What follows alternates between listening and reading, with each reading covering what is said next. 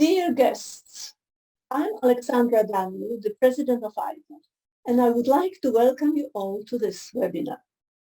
First, I would like to acknowledge the traditional owners and custodians of the land on which this meeting is taking place, the peoples of the Kulin Nation. I also pay my respects to their elders, past and present. As you may know, IPA is more than just a voluntary association. We form an intellectual circle, a group of colleagues and friends who meet regularly and discuss all issues that interest us, issues related to Polish and Australian history, society, politics, and culture. Our goals are reflected in the events organized and sponsored by our institute, concerts, public lectures, academic symposia, webinars, and discussion meetings with our guest visitors. Today, our guest is Professor Martin Krygier. Martin is Gordon Samuels Professor of Law and Social Theory, Faculty of Law and Justice at the University of Sydney. He is also Senior Research Fellow, Rule of Law Program, Central European University Democracy Institute in Budapest. Honorary Professor at the School of Global Governance, Australian National University, and a Fellow of the Australian Academy of Social Sciences. In 2002, Martin Krygier was awarded the Cavalier's Cross of the Order of Merit of the Republic of Poland. In 2016, the prestigious Denis Leslie Mahoney Prize in Legal Theory, and in 2020, he became a member of the Order of Australia. Professor Krygier is an author, editor, and contributor of many books. Some titles include Fear and Hope, Hybrid Thoughts on Public Values, Civil Passions, Philip Selznick, Ideals in the World, Spreading Democracy and the Rule of Law, Rethinking the Rule of Law After Communism, Community and Legality, Bureaucracy, the Career of a Concept.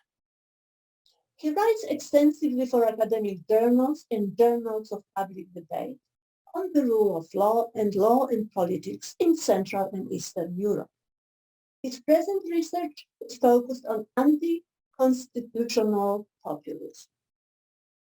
Martin's most recent publication is a book that he edited together with his colleagues Adam Czarnota and Wojciech Sadurski. The title, Anti-Constitutional Populism, published by Cambridge University Press in 2022.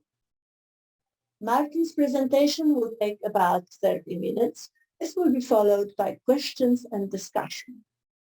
I now invite Professor Martin Krygier to speak. Over to you, Martin.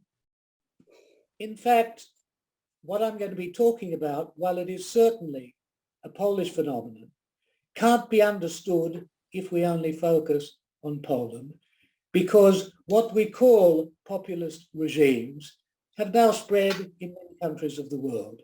So if we only give a Polish explanation of it, we don't understand, we can't get to understand why so much is happening of this sort here in Poland, in Hungary, of course, we know. In Italy in a couple of weeks, in a month, there will be elections which are predicted to return a right-wing populist leader. In the United States, Donald Trump. In the Philippines, Duterte has just finished his second term. In Brazil, Bolsonaro. They have a lot of common features. They aren't a single movement. That's important. This is not communism. This is not a movement trying to claim, anyway, that it is interpreting some Bible of the movement, but there are many similarities. And so what I want to start with, a few of these central elements which are repeated in a number of examples of populist regimes, then talk about law, their attitude to law, their relationship with law, then how that reflects on and relates to this important and much used concept the rule of law. And finally, I'll talk specifically about Poland. But those who are interested in Poland, please don't get too scared that I won't speak about Poland till the end.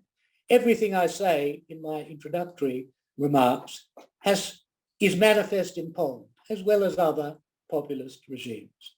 So first, let me start with populism. It's a term that everybody knows now, but not everybody understands, and even people who specialize in talking about it differ from each other in many respects. Since I only have a half an hour, I'll try to cut to the chase. In recent years, we're talking about populism is a term that was invented in the 19th century in the United States. Since then, very few movements who we call populists call themselves populist. PiS doesn't call itself populist. Fidesz in Hungary doesn't call itself populist, but other people do. And why should that be? Let me suggest a few uniting or common elements. First of all, unlike revolution, these are anti-establishment, anti-system movements. They're opposed to the pre-existing system, but unlike many earlier revolutionary anti-system movements, they don't take power, haven't taken power except in a few Latin American cases and in Turkey, with the aid of violence. They take power through elections. They feed off elections. And so one might ask, well, what's so special about that? Because that's what ordinary run-of-the-mill Democrats. What's the distinction between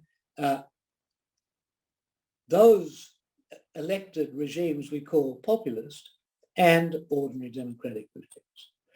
Populists claim to have a very special, a unique link with the people, which no other party has. It's not that we have, as in Australia or in many countries, two equally legitimate parties. They don't like each other maybe, they think that they're a better chance for the country, but they appeal to the whole country to elect them, and when they win or lose, it's the country that has decided. One of the great peculiarities of modern populist regimes is they claim that within their country, they represent the true people, the authentic people, as against the, as Jarosław Kaczynski once put it, worst sort of Poles, or as Viktor Orban put it, he represents real Hungarians. Well, what does that mean? One, please tell me if I'm going too fast, because that's a habit. No. Don't tell me, I'll believe I'm not. Okay. A very distinguished Italian political scientist said populism may be identified with a process of extraction of the true people from the empirical people, from the people everywhere, or from all the citizens. In other words, the true people in Poland, in Hungary, in Brazil, in Venezuela are the followers of the movement, not the citizens of the country. It's an extraction process. Another very defining distinction between populists and Democrats of an ordinary sort is that populists don't treat their political opponents as people they disagree with. They treat them as enemies. These are people who must be beaten, not beaten physically, defeated, vanquished, because we, representing the true people and representing the truth, are not like them. We are better than them. Think of Trump when he talks about Hillary Clinton. Think of Kaczynski when he talks about Donald Tusk. So who are the true people? Well, again, in all of these countries, including Poland, the true people are in some way authentic. They're true Poles. They're uncontaminated by very often modern, very often foreign pollutants. pollutants of value, modern values, pollutants of lack of attention to traditional values, to religion. It is the true people who the populist represents. Well, who are not the true people? Well, there are quite a few. Refugees are not the true people. Muslims are not the true people. Germans in Poland are not the true people these days. But centrally within the country, the not true people, the worst sort of Poles, are decisively elites. Populists fight against elites, even though they are often, as Kaczynski is, a member of the political elite since a very long time ago, as Orban is, as Donald Trump certainly was a member of the economic elite. Their claim is that they represent the true people against these elites who have power, who have influence, who are different in style and character in particularly, from the real people. They are often overeducated. They live in big cities. They travel too much. They're never at home when they're at home. They're at home overseas. These are characteristics which distinguish the true people from other people. Now, if this is a process of extraction, as Urbinati said, who does the extracting? And this is a key element of populist regimes in power. The leader is uncommonly important. Of course, every organization has a leader. But as Mr. Morrison is discovering to his discomfort as we speak, he is not the leader of a populist party in a country where the leader has this special charismatic authority. I'll just have an aside on charisma. We now call everybody like Beyonce, Led Zeppelin charismatic, but the term had a particular meaning. It was introduced into talking about politics by the great German social theorist of the late 19th and early 20th century, Max Weber. It was originally a term of Greek religion meaning the gift of grace. And he said, well, in politics, there are some sorts of leaders who claim and then are believed to have the gift of grace. They're not ordinary. They embody the movement. They don't just represent it. They're not just its delegate. They are its embodiment. So much so that when Hugo Chavez in Venezuela in 2006, giving his last campaign speech, he said, "You are going to re-elect yourselves. The people will re-elect the people. Chavez is nothing but an instrument of the people."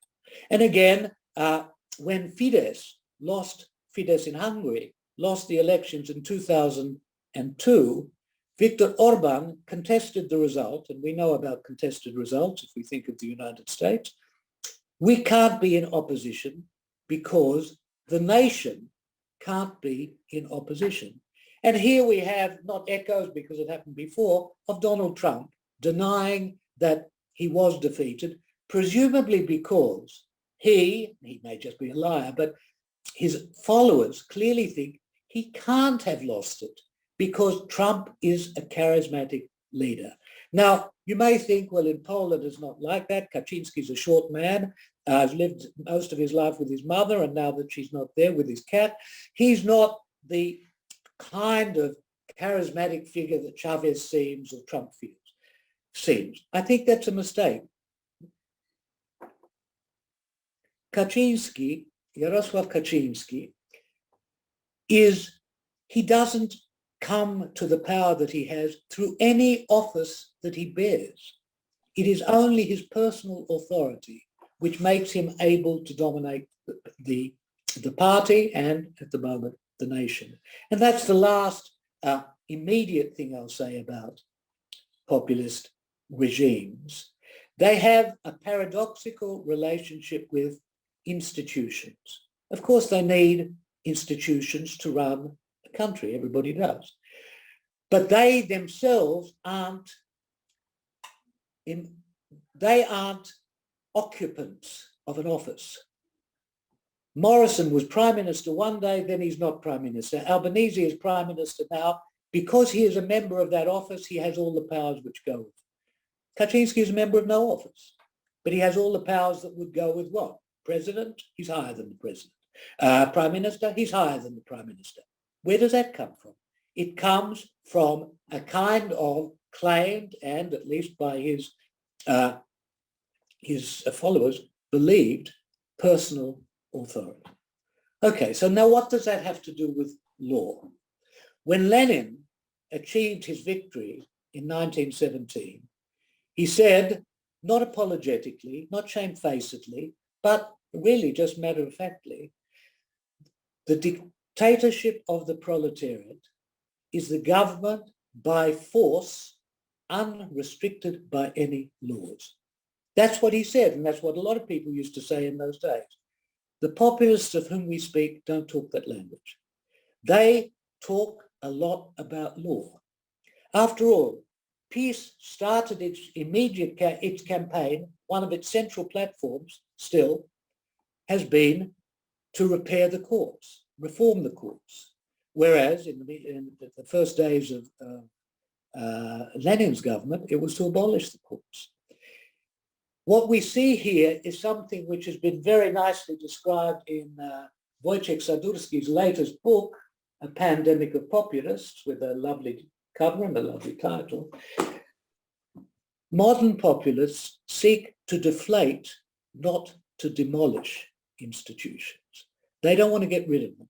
And that includes legal institutions. It's remarkable how concerned modern populists, including Kaczynski, himself a lawyer, Orban, himself a lawyer, say about law. And they have lots of people arguing that the law has to be perfected, improved, repaired in their own countries. And of course, they're arguing every day with the European Union that they represent the embodiment of real legal system, not these foreign intruders or their opponents.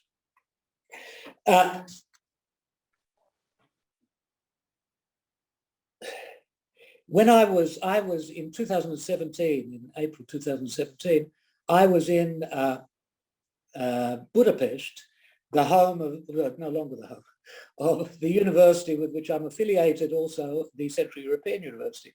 And that was the time, shortly after, a couple of months after, the Orban government had passed a bill, the point of which was to throw the Central European University out of Hungary, which ultimately they did.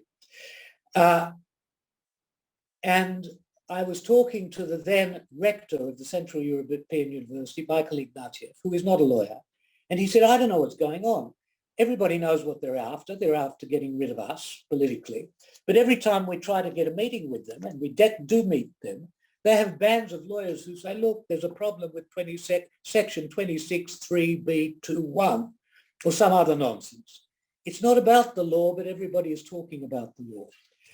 It's a game in a way, but it's a legalistic game.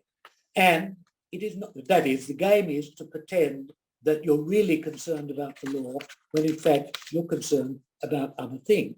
But it's not just a game, because according to the interpretations that they seek to take from the legal system, they seek to use them as their supports. It's an old phrase in Polish, and was in all communist countries, the instrumentalization of the law. Modern populists, unlike Lenin, or unlike the early Lenin, seek to use the law as their instrument for accomplishing its goals, just as they seek to use the television as their instrument in accomplishing their goals, just as they seek to use the Orlen, the energy company, as an instrument to accomplish their goals, even their media goals. But they don't consider it. It would be out of keeping with everything that I've tried to describe so far. They don't consider it any part of the law to restrain them. And that brings me to my third theme, the rule of law. I've been working on the rule of law for 30 years, so I've got to cut it short because it's a very complex story and a very contested story, because the interpretations of the rule of law, what it means, what it's good for, what it's not, are legion. There are so many of them. But I think it can be simplified, and I will try to do it in this way. First of all, a lot of people think the rule of law is something you find in a certain arrangement of legal institutions. In Poland, often we hear talk of the trójpodział of power, the triple separation of power. Now, and in fact, it could be a bigger separation or a smaller separation, but we fix on certain cliches, independent judging, important cliches, independent judges, this arrangement of courts, and so on. I want to suggest a much more fruitful, and that is how for some years the European Union treated Poland and Hungary. They said, look, they've got all the institutions, and really, what's wrong with that? Let's have a dialogue. Maybe they don't know how to make them work. Let's talk to them and try to teach the Poles and the Hungarians how they should work. I want to suggest, if you want to understand the rule of law, you've got to understand this. The rule of law is not a thing in the world. It's not like a watch or a pen. It is what you could, it's a hoped for solution to a problem. So when people say, if only there had been the rule of law in Afghanistan or in Russia or somewhere else, they're not saying we should have this architecture, they're saying we should have this result. A certain problem that is a terrible one should be dealt with. And what is that problem? I think, and it's not just me talking, there have been thousands of years, literally thousands of years of people talking about these ideas. One problem which many people in many civilizations have found oppressive is arbitrary power. When a power holder can do one of four things to you. He can just do what he likes, no control. Or he can do things in ways we have no way of seeing it coming. It's unpredictable. He does something, then he fixes up later with the law. These laws are retroactive. Or the laws are so vague, as the famous Article 58 of the Soviet Union's Criminal Code, which was anti-Soviet agitation and propaganda. It was so broad, anyone could be caught by that. Or it treats people who are affected by it without any regard. It just looks through them. It doesn't ask, what's your problem? Did I get it right? This is the case against you. This is the case you have to answer. It doesn't do any of that. Or, and this is the fourth, it hits with measures simply disproportionate or unrelated to the problem they're supposed to fix. Now, lots of people have said arbitrary power, particularly when it's strong power, particularly when it's the power of the state, but not only, big companies too, is very threatening, very dangerous. It's also likely to be very stupid because everyone's scared of you, you're not getting good information. So for all sorts of reasons, many civilizations and many societies have tried to restrain power. What they're after is this rare combination that we are well governed but not oppressed. We need government. Anarchy doesn't work well. We want a state, but we want a state where power is restrained. That's the heart of the rule of law. That's the ambition of the rule of law, to routinely and institutionally put guardrails, put channels for the exercise of power. You need to have power. It has to be exercised. Now, the distinctive thing of populists in power is that they very much want to use power. They very want they very much want to use law for their purposes. But they have no interest, in fact, they're very hostile to law getting in their way. In fact, it goes even deeper than that, intermediating, being between them and the result they seek. It's deeper than that too. It's not just about law. When I said that populists had a peculiar attitude to institutions, that is, they use them, but they don't want to be restrained by them. If you are a populist leader like Chavez or like Bolsonaro or like Trump, you can't, I think quite literally can't understand what right any little judge would have to get in your way. If Zobro or Kaczynski wants to go after Sadursky, why should the courts give judgment in Sadursky's favor? What's that about? That's not about what they want the law for. They want the law to do what they ask it to do, but they're determined that it not get in their way in doing that. Now, that's an important distinction because it explains the difficulty that for so many years, which they're now coming to overcome, the European Union has had in understanding why it's so difficult to get good results from Poland and Hungary in relation to the rule of law. Because the European Union has what they call the Venice Commission's checklist of rule of law. And they dialogue with the, as though if the Poles, if Kaczynski or Zobro, particularly Zobro in this instance because it's his ministry, or Orban or his ministers could understand what the rule of law involved, they would follow it, and we're here to teach them. Now, this is a big mistake. The problem with relation to modern populist rulers is not lack of understanding. These are very sophisticated lawyers, Kaczynski, Orban, their legal teams. They understand what it's about, they don't want it. That's not what they want from law. They want from law efficient commands to different places in the society, different ways of doing things. But the law is not to restrain their ambitions. This doesn't have to be evilly motivated, often it is. But this, even for good purposes, the rule of law says, if you just do it unconstrained, if you just do it unpredictably, if you do it without listening to the people who are involved, it's going to be bad for the society. It may even be bad for you because you come to terrible results. But that's not the language of, it's a different language. It's a language of law, yes, but it's a language of anti-rule of law. Whatever is central to rule of law values is antithetical to modern populist values. Now, I've said that in general terms. I believe that all of it applies to Poland. But let me now come to my last theme, which is Poland. I've been talking in general terms. Somebody can say, well, what's it got to do with them? And I said in the world and in Poland. I can't tell you about the whole of the world in the next 10 minutes. So I'll focus on the last part.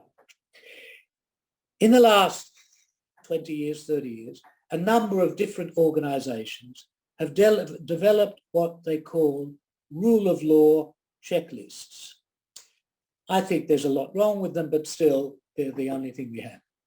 The UN has done it. The World Bank has done it. What's called the Heritage Foundation in America has done it. Another institution called Freedom House does rule of law checklists. The most comprehensive and sophisticated of them all is the World Justice Project's rule of law checklists. And they've recently, or a few months ago, released a worldwide checklist of how countries rate on the rule of law. And when I say that populism and all sorts of anti-rule of law trends are not just Polish phenomena, it's dramatically true. 33 of the countries that they rated in 2015 have dropped in their rule of law ratings considerably in 2021. Most of those countries started from a very low base. There was very little rule of law in them when in 2015, there's a bit less now. But some countries, particularly Poland, Republic of Korea, and the United States, started at a high base. And they have dropped. Similarly, many of these organizations, Freedom House and Heritage Foundation, do similar indices of freedom. And again, and democracy. Again, on all these ratings, they have dropped. Now, what's the mechanics of this? And here, you probably know it better than I do, but let me just mention a few notorious elements in this, I call it, an assault on the rule of law. It's not that simply they are not keen on the rule of law. They are keen on anti-rule of law. Now, the most notorious and obvious place to look is the courts. And of course, you know, and I won't go through the details, though, of course, if you want to discuss in the Q&A, I'm happy to go into such details. But from 2016, there has been, until at one, there has been an unremitting assault on the Constitutional Court. First of all, to weaken it. Secondly, to pack it. Thirdly, to absorb it, to make it another arm of the execution of government policy. That has happened now. So the court is run purely by placement of the N1 woman, or two women, I think, of the government. Nobody but the government takes cases to the Constitutional Court because the traditional role of a Constitutional Court was to question the activities of government. Now cases come to the Constitutional Court virtually solely from the government itself, seeking legitimacy for its own actions. And recent revelations in the press of discussions between Minister of the government and the President of the Constitutional Court, Przyłębska, make this absolutely obvious. This is just a team. Then what many people, and again, this is very well detailed in Sadurski's earlier book, Poland's Constitutional Breakdown, where you get chapter and verse. This is called a hollowing out of institutions. So the institutions remain, but they don't remain to do the things for which the institutions were formed. We can talk about the Supreme Court. We can talk about the National Council for the Judiciary, which is now completely, which appoints the judges, which is now completely dominated by the government. We can talk about the assault on the former Chief Justice of the Supreme Court. We can talk about the disciplinary tribunal which was formed within the Supreme Court to discipline other judges, and which in recent weeks has been given a facelift, because that's all it is, in the hope of extracting money from the European Union.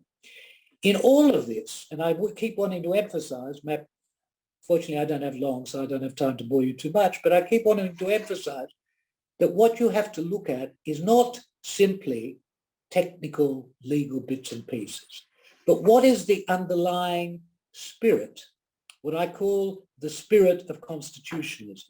And that is one where governments may not like it. Of course, Mr. Morrison didn't like this week and last week having it revealed that he was trying to do a bit of personal aggrandizement himself, going outside the institutions.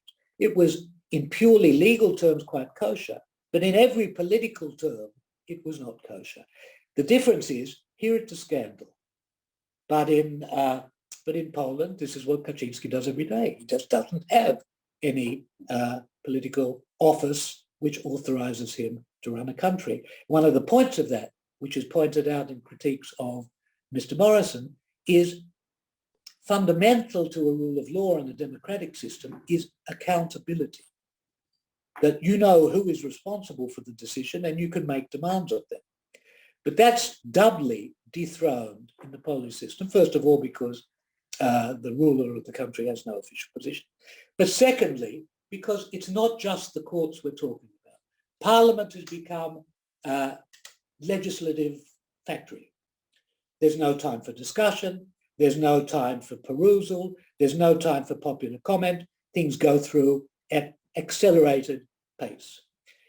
And we can keep going on about these agencies of law, of legislation, and of judging.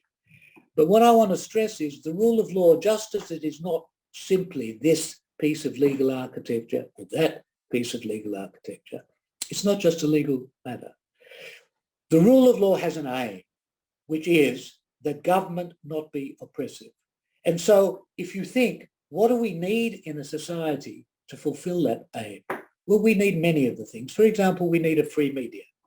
So when the government, as it has in Poland, completely takes over public media so they become government media, that's an assault on another element which supports the value of the rule of law. When the government ceases advertising in all private media which are conceivably opposed to it, it deliberately weakens these media.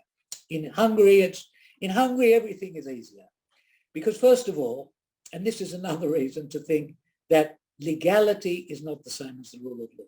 In Hungary, unlike in Poland, the government has, in several elections, attained what's called a constitutional majority. That is more than 2/3 of the seats in parliament. That gives it the power to change the constitution. So the Orban government doesn't have to cheat the way the Kaczynski government has repeatedly cheated in constitutional matters. It just changes the constitution. Why not? So it's legal, but it's hostile, fundamentally hostile to the values of the rule of law. And again, somebody who believes they represent the true people are impatient with other people who don't vote for them, don't believe who criticize them. And so in all these modern populist countries, fortunately, in many of them without killing. Duterte kills in the Philippines, Erdogan kills in Turkey, but Bolsonaro didn't kill. He advocated killing, but he didn't kill too many. Modi kills some, but not too many. And in Hungary and Poland, no one gets killed. They get sued, but not killed. And I hope it lasts. But what I've tried to sketch is a system which is somewhere in between a democracy, properly so called, and an authoritarian regime like Russia's, properly so called. This is somewhere in the middle. It's certainly not going back towards democracy, properly so called, as we see it now. There's no governing tendency in that direction, but nor, and I hope this lasts, is it going fast in the opposite direction. It may be that it is a stable phenomenon, but I hope not.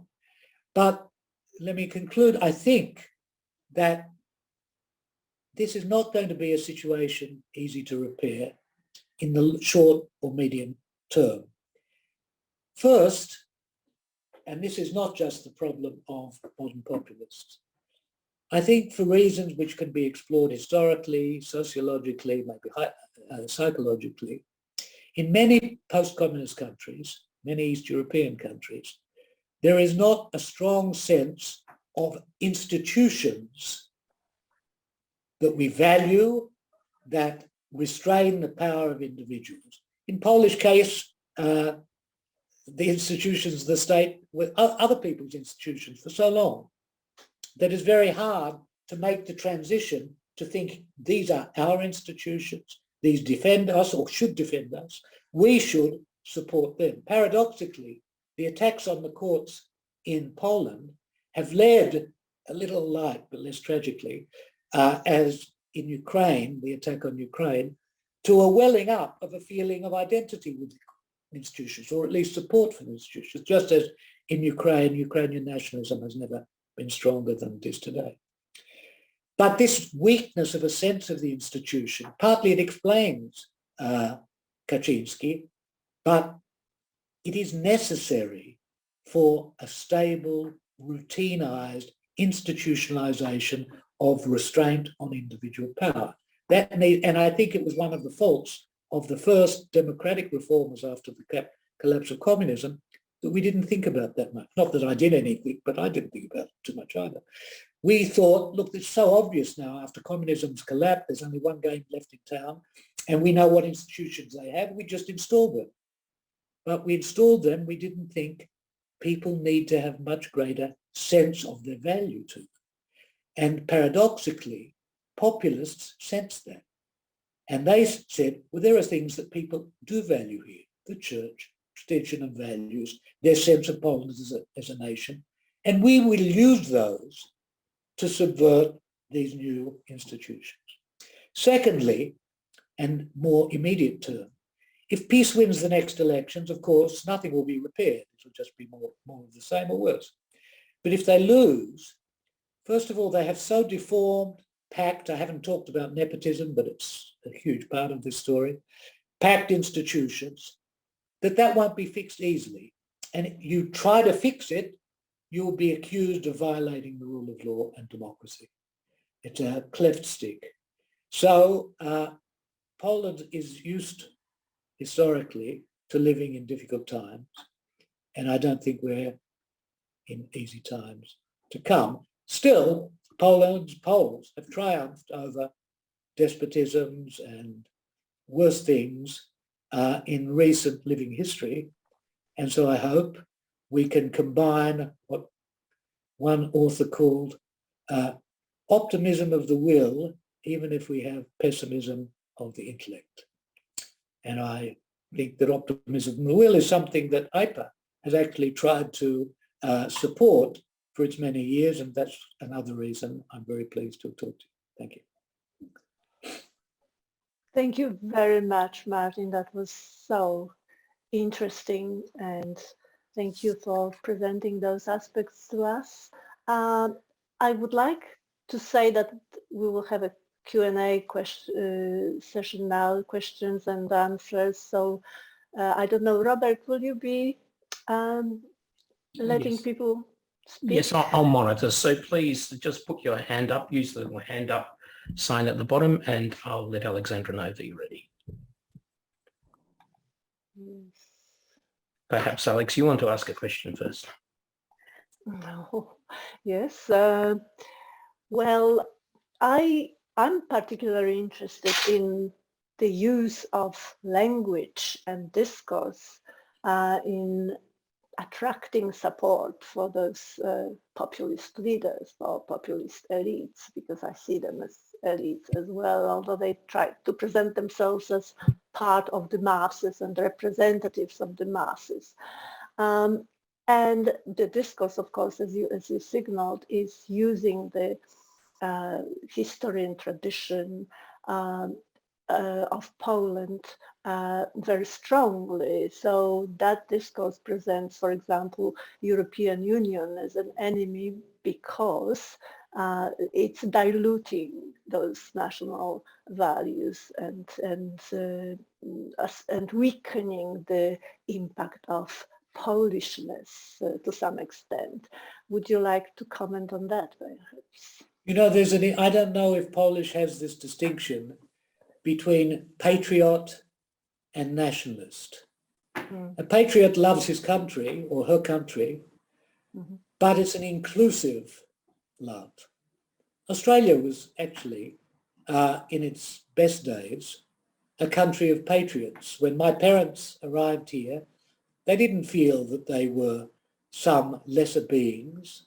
They made happy lives here. They were grateful for the country, not because Australians had no sense of who they were, but because their sense of who they were easily included many people. That's become more complicated in recent years, as we know, because these are common tendencies. But nationalism, and then extreme nationalism, also speaks of love of country, but it's an exclusive love. That is, we love ourselves because we are really or imaginatively different. Often we say superior. So if you compare, I don't know, a British patriot with Hitler, they both love their country. But the difference is enormous. And I'm not comparing the modern populists with Hitler, though I think one could compare Putin with Hitler. I think we live in a world where being an island, unless you are an island, which we are, is very hard. And if you're living in the center of Europe, it's impossible. If you are happy to get the amount of money that you've been getting from the European Union, if you're happy to get a whole range of connections with other countries, then there is what some people might say a price to be paid. There's a price to be paid for everything. You might be able to live pure in a hut in those forests at the edge of Belarus, but you'll lack some things. You lack a lot of things. We live in a global world. We can be honourable patriots in that world, and that's a noble ambition. But to be exclusive nationalists, which is because modern populists, they need enemies. They don't just dislike someone. Part of the frame of this political orientation is to thrive on having enemies. Because Trump is so noisy and because he does it so much, you can see it. I remember when he first came to power, he went to New York and there was a long interview with a bunch of New York Times journalists. And he was very charming to them. And I thought, well, maybe he's not such a hideous person after all. But it doesn't mean anything to him. He needs to have the New York Times as an enemy, just as populist leaders, when Viktor Orban 2 weeks ago or 3 weeks ago spoke against mixed races in a country which has almost no mixture and is not likely to have one. It's not America. He is doing that to speak to some base, but to speak in the only language which he generates, which is a fierce, inclusive love of those people who are true Hungarians and a hostility to those who are outside. Yes, thank you. That's very interesting. Another interesting question, if there are no other questions from the audience. There are some. There are some? Right, okay. Yeah, I'll deal with them in the order in which they came in. First one from Kevin Ryan in France. He asked, what is the bigger driver for Poles to vote for populists? Is it mostly economic or cultural reasons? Also, is there a large generation gap? For example, younger generation supports the EU, older generation more likely to support the populists? That's a big question, and I'm more confident that I have something, but not anything definitive to say about the first one. The second one needs recent awareness of the polls, sorry, that's a bad pun, of the surveys. Then I have there are many, well, let me start with the second question now that I've blundered into it. There are many divisions. There's urban, rural. That's a huge division, particularly big cities and small villages and countryside. That's an enormous one. There is a major division in every country, every populist country now, between educated and non-educated, or less educated, sorry, not non-educated. University educated are typically hostile to populists, not university educated aren't. That's virtually universal. There is a distinction, yes, between young and old, and I would have to be corrected. Generally, my understanding is that the old members of the society have higher percentage of peace supporters than the young, but there is also, and I don't know the figures on this, significant conservative movement among young people, but I just don't have the data to hand. On causes, I think that Mr. Ryan asked about economic, cultural. Yeah. Okay. Now, they're not exclusive, and even if we had the full list of things which inclined people to populism, we wouldn't have the full story. Let me explain those two things. They're not exclusive. That is, there are people, for example, in rural areas in Poland who feel, at least relatively, and they may believe, and it may be true absolutely, they're doing worse in the last 20, 30 years than people they see, people who travel when they don't travel, people who have new jobs when they don't have new jobs. They may have lost their jobs, they may have retired on inadequate pensions, etc. So there's an economic rationale, or at least impetus. Cultural, sure. One of the things which is so stressed by modern populists is the cultural element. We're true Poles, we're religious Poles, we are not mixed as Orban says. And we have our own traditions, which are not respected sufficiently by, or not respected at all, by these outsiders and by these cosmopolitan elites from the cities. So there's a lot of cultural elements. A third thing, which might be called cultural, is the subject of a book by two very brilliant writers, Stephen Holmes, and the American, and the Bulgarian Ivan Krastev. And it's called The Light That Failed. Their explanation is that when communism collapsed, everybody, not everybody, but there was an overwhelming feeling that there was only one route, which is to become, as the language well known to Poles was, to become a normal country. And normal countries were countries of the West, rather amorphous. It could be Sweden, it could be Germany, it might be the US, it wasn't specific. But in normal countries, the telephones worked, the roads didn't have potholes, you didn't have secret police in every corner, a whole range of things. And so in those early years, there was a very widespread enthusiasm for a lot of these innovative technologies, institutions, activities, ways of doing things. But two things happened. First of all, the West started finding its own troubles. That started after the euphoria of the collapse of communism. Not so long after that, 2001, September 11, started a new geopolitical world. And I'm talking, of course, about the bombing of the Twin Towers. Then in 2007, 2008, there was the economic catastrophe in the world, but it was very, very strong in Europe, not in Poland, interestingly and importantly. Poland escaped, at least directly, the crisis. Then there was this lack of confidence within the West, which was exposed by Trump. He didn't invent it, he wrote on the top of it. I could go on with social factors, et cetera, et cetera. But I said, so these aren't exclusive, and it's a worse thing if they're coming at the same time. But also they're not the whole story. I wouldn't be talking about populists in power if I thought they were simply riding the wave which they hadn't created. But given that there are the sorts of problems and difficulties and disappointments that I mentioned, a populist, you can't tell the story without focusing on the people and the movements that managed to exploit it. Populists weren't just bystanders. They were manipulators, and remain that, of these very features. And so in answer to that huge question, I would say all of the above, but not just those. Okay, Martin, we've got two more questions pending, if I may throw them at you.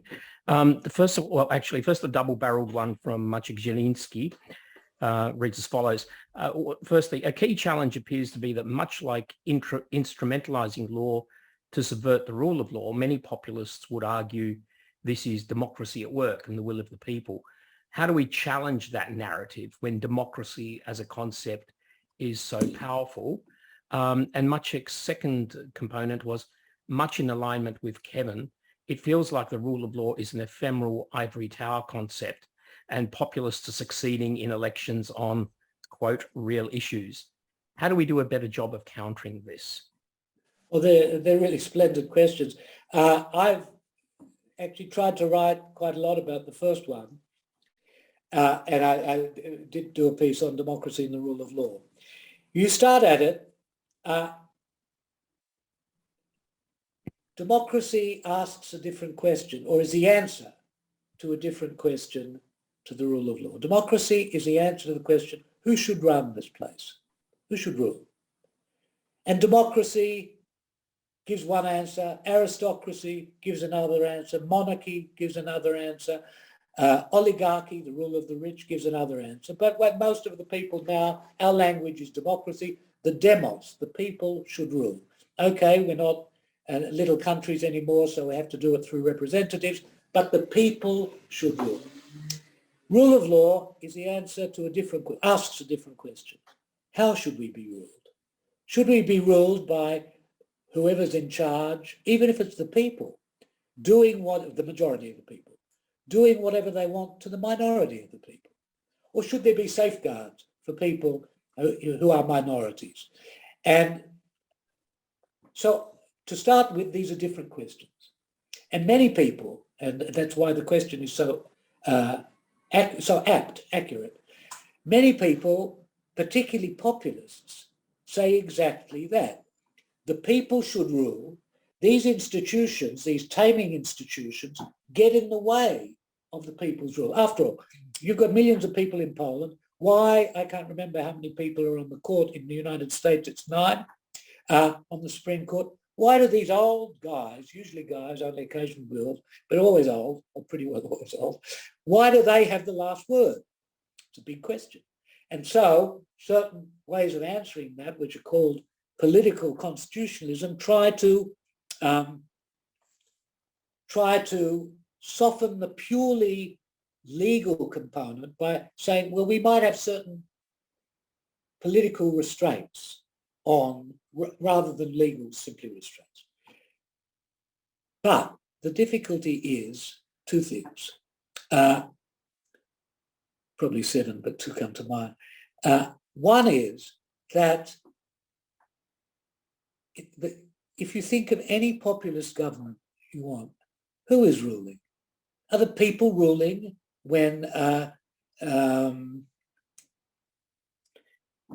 peace appoints the, I think, father-in-law of one of their ministers to the water department, or when the head of the energy company, allegedly quite a piece of work himself, gets to buy, I think is it 80% of regional newspapers, an energy company.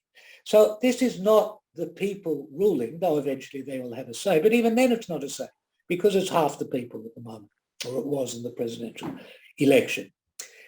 Secondly, and this is much more important,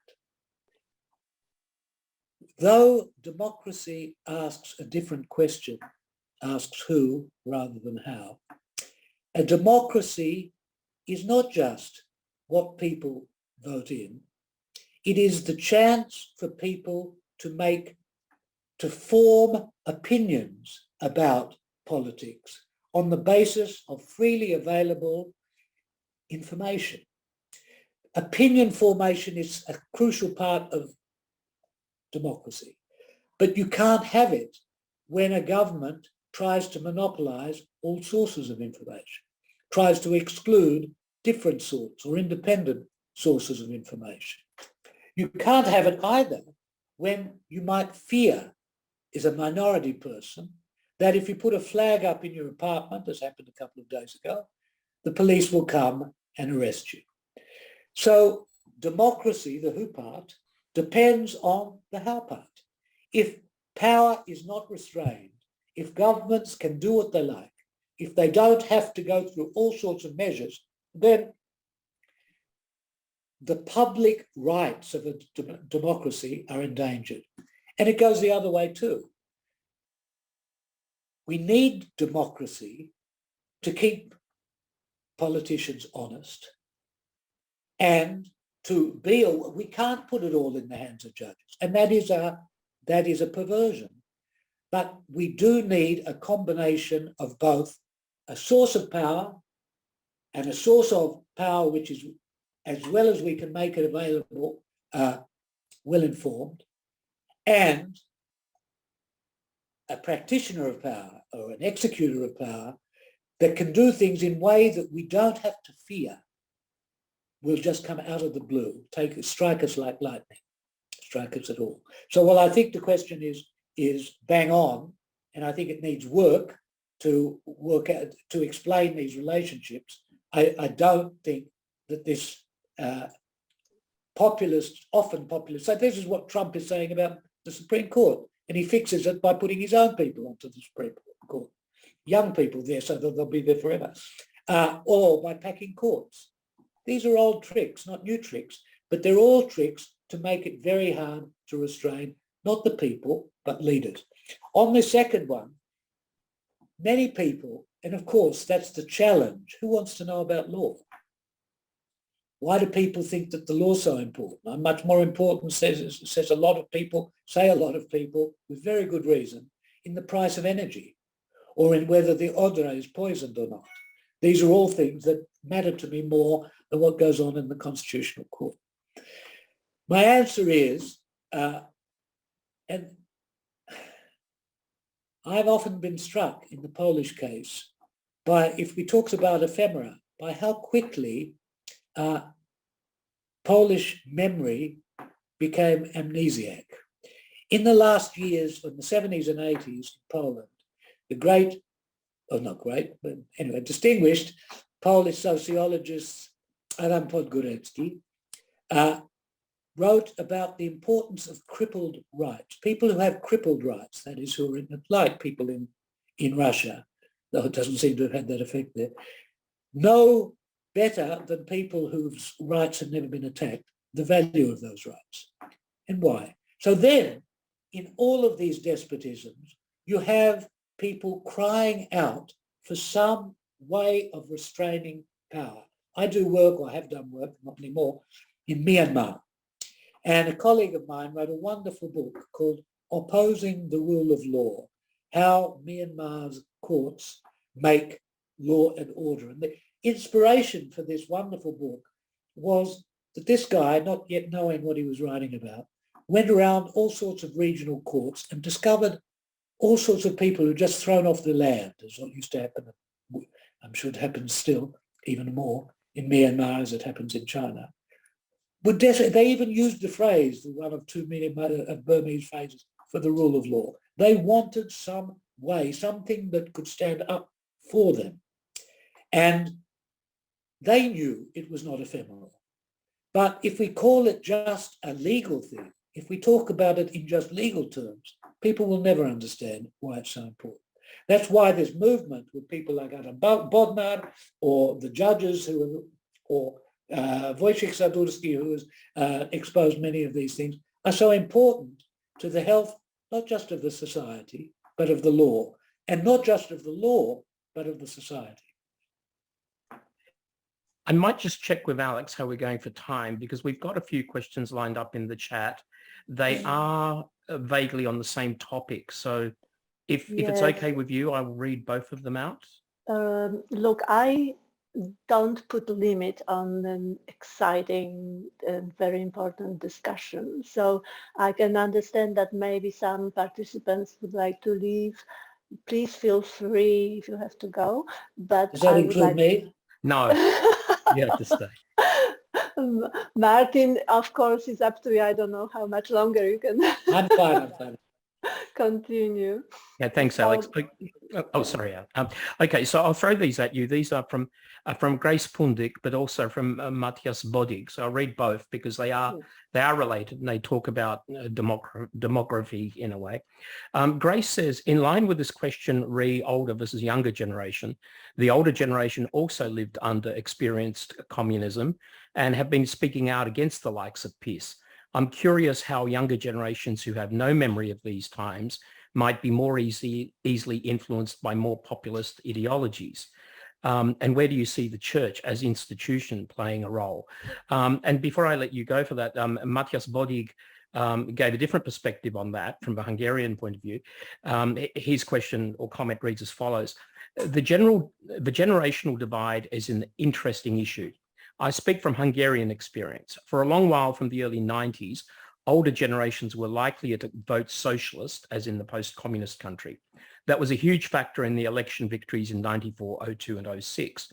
Disgraced former socialist PM Ferenc Gyurcsány, I can't pronounce Hungarian names very well, still has a considerable political base among pensioners. As a sort of backlash, younger generations tended to move to the right, often extreme right, for a roughly 15-year period from the mid-90s until around 2010. It was terrifying to watch. Fidesz took advantage of that when they moved to the political right in 94, 95. For those younger people, Fidesz was the youthful movement they resonated with. And in brackets, Orban was 35 when he became a PM for the first time. Matthias continues, but all this changed in the 2010s. Now, the younger people have the tendency to see Fidesz as the party of arrogant, corrupt, aging demagogues. On the other hand, the horrendous xenophobic campaign against migrants in 15 to 18 was a raging success among older people. I have family members who dropped a lifetime habit of voting socialist afterwards. Now, indeed, the people who resonate with the populism of Fidesz indeed tend to be older, male, and live in the countryside. So that's quite a long prompt for you to reply, Munchin, and there's a lot there to unpack. Sure. Again, I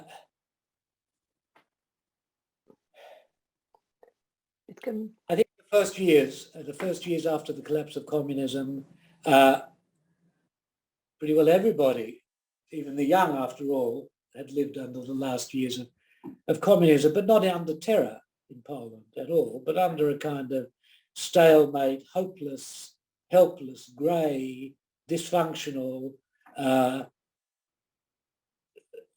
completely spent regime where nothing could be done. The government couldn't do what it wanted and the people couldn't do what they wanted. They were really in a stalemate.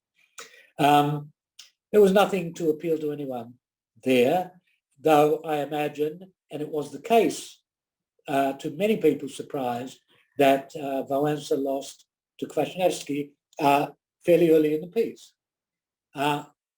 So it may well be, but this is not something that I have studied, that the tendencies that Matthias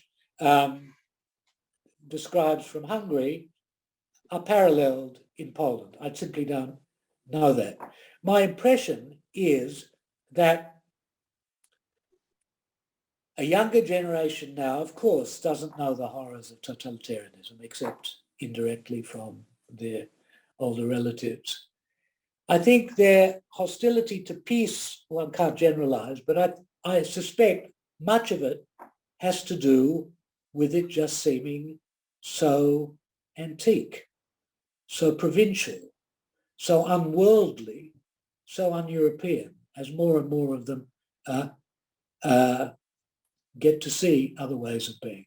On the other hand, now that you have free travel, and this is a real issue in Hungary, a lot of the people who think that way are not in the country anymore, and Orban makes it very difficult for them to vote. That's an important thing, and presumably it's for that reason. As for the church, you would have to study it, and I don't. So there are the notorious public examples, Father Rydzik from Torun, and the hierarchy, which is not a pretty sight to my eyes. But I understand, I'm told by people, I don't know the church, that it's a hugely complex organization.